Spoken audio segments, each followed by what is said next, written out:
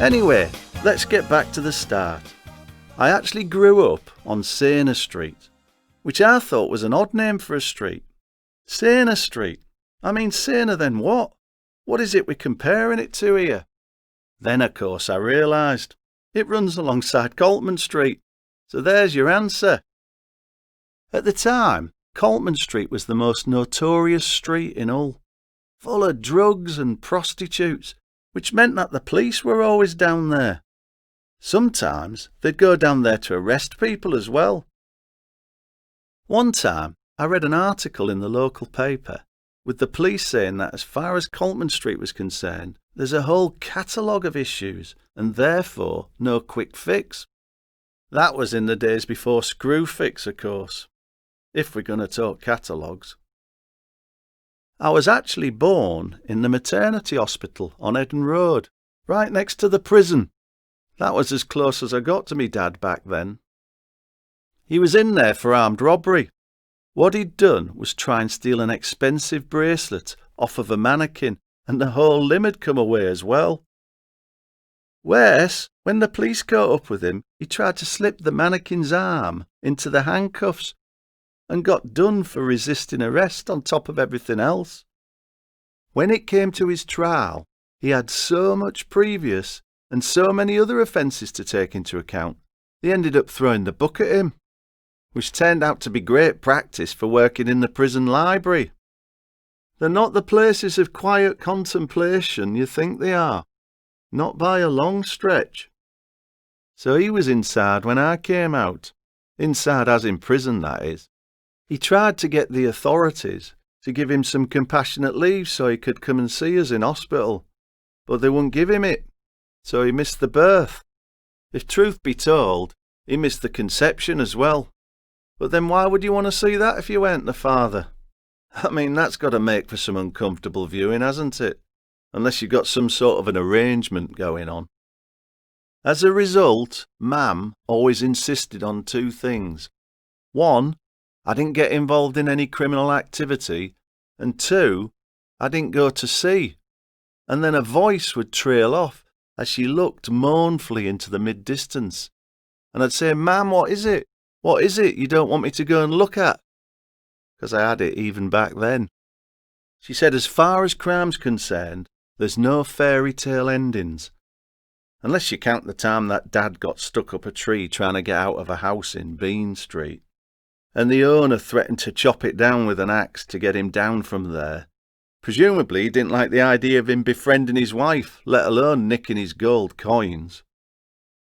So I lived down Ch2 Street with Mam and me 3 older brothers, Stephen, who went by his middle name Leslie, Terence and Derek, or if you prefer, our Les, our Tez and our Des. They were in a working men's club band together called the STDs. They had a great repertoire. Stuff like Great Balls of Fire, I'd Rather Go Blind, Yellow River, Burning Love, and It's Getting Better. You know, stuff that really got under your skin. A review in the local paper said they had a very contagious way about them, transmitting something very catchy and infectious to the audience. They were actually a very capable bunch and brought a lot of different influences to the table. Les was more into rock, hippie and progressive music.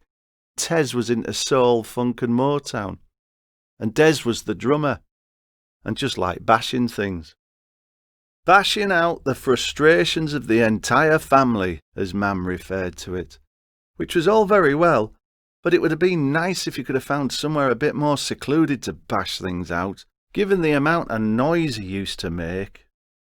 They were a great band though, a really good original band, but a lot of the time they had to give the audience what they wanted, as there were still loads of Elvis and Buddy Holly fans around who wanted to hear their favourites. The Elvis fans were a bit of an odd bunch really. Most of them consisted of these overweight middle-aged guys still trying to pass themselves off as Elvis in his youth, whilst an overweight Elvis was busy dressing up as one of the Osmonds and performing karate moves on stage like he was having a nasty turn or something, limbs flailing around and what have you. Surprised they didn't call a doctor. Maybe there was something of a medicinal orientation on those scarves his flunky mate used to bring out to him. But according to our Les, the Buddy Holly fans were even worse, because if you did a cover of one of Buddy's songs, you had to get it just right, otherwise your name was mud. It wasn't until later on that they realised what the band name meant, so they had to change it. I mean, we didn't call it an STD back then, we called it VD, and I didn't know what that meant either. The only VD I knew of was Valdoonican, and the most you could accuse him of would be spreading a particularly lethal form of easy listening that consigned people to rocking chairs, especially when he was at the same time contradicting himself by telling people to walk tall.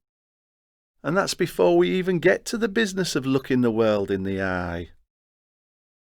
I did ask Les one time, given that we called him Les rather than Stephen, why they didn't just change their name to the LTDs, but he said they'd thought of that and they reckoned that it was a bit limited. So in the end, they changed it to the Assedos, spelled A-S-S-E-D-O,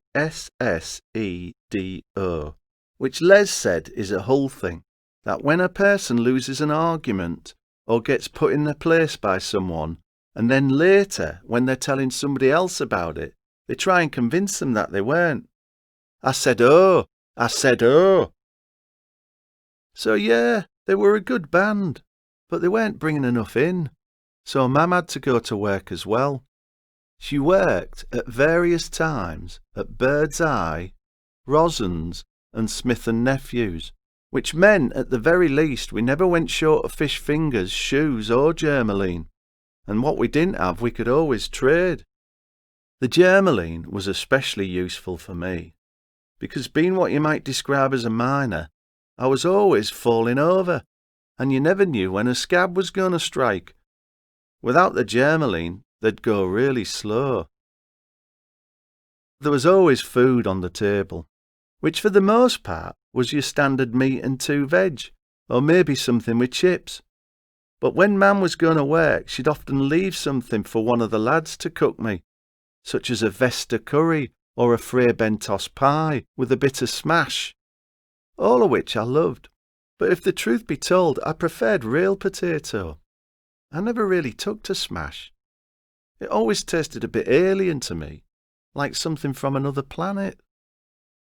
And then for afters, it might be something like a freezer pop, Angel Delight, or my favourite, some Nesquik, which I realise, compared to nowadays, is no great shakes, but I used to love it. I never understood the name Smith and Nephew either. I mean, if the name Smith isn't anonymous enough, you've got this completely unidentified other person in the form of a brother or sister's offspring. I mean, how do you deal with that at a business meeting? Ah, come in, Mr. Smith. And who might this be? This is my nephew. And does your nephew have a name? Just nephew will do, thank you very much. It doesn't make any sense, does it?